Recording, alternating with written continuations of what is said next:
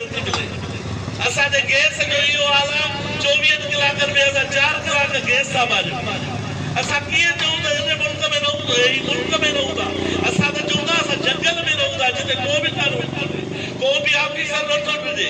कंहिं बि माण्हूअ खे इहो न आहे त जेकॾहिं मां इहा ज़ोराई कयां थो पंहिंजे फर्ज़ में कोताही कयां थो या हीअ बदमाशी कयां थो मथां मुंहिंजे ख़िलाफ़ एक्शन कजे।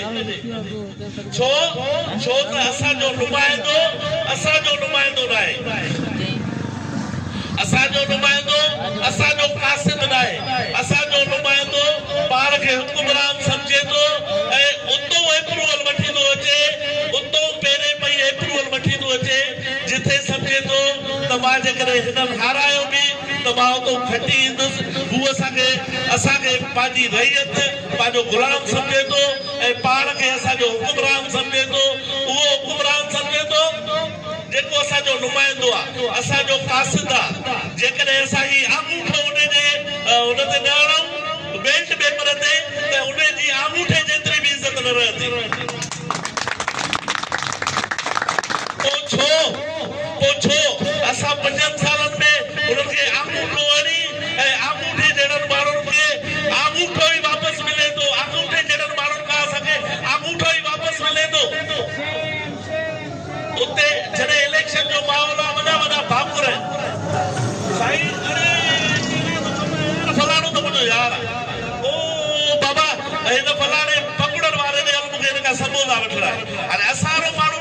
20 रुपए वारो समोसो अबा 100 ॾिनई बोतार वॾो कमु करे छॾियो असांजो लीटर वॾो कमु करे छॾियो। हाणे हिन 20 रुपए 100 रुपए जे विच वारा 80 रुपया जेके उहो असांजी क़ौम ते था पवनि उन 80 रुपए जे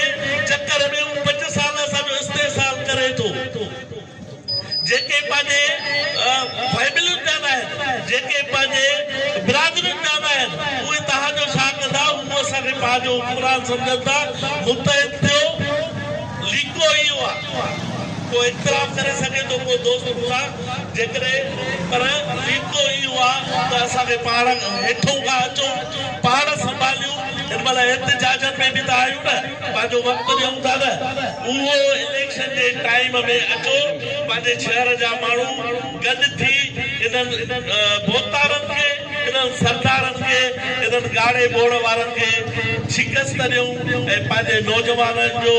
पंहिंजे ईंदड़ नस्लनि जो मुस्तक़बिल संवारियूं पंहिंजे शहर खे संवारियूं। असां जेकॾहिं पंहिंजा शहर संभालींदासीं फुड़ी तलाए हर को पंहिंजा शहर संभालींदो हर को पंहिंजा शहर संभालींदो त इंशाअल्लाह सिंध सवरजी वेंदी ऐं सिंध सवरजंदी त असां ख़ुदि सवरजी वेंदासीं हिन जंगल मां निकिरंदासीं ऐं हिकु क़ौम ते उभरंदासीं जेका हिन वक़्तु अलाए काथे गुम थी वई आहे। ॻाल्हाइण लाइ घणो कुझु आहे सकाफ़त ते ॻाल्हाइजे न सच पुछो तव्हां नौजवान जेके शायदि 80 ऐं 90 जो ॾहाको या 70 जो ॾहाको जो नथा ॼाणो उन्हनि खे ख़बर न आहे त असांजी रिवायतूं छा रहियूं पढ़ियो आहे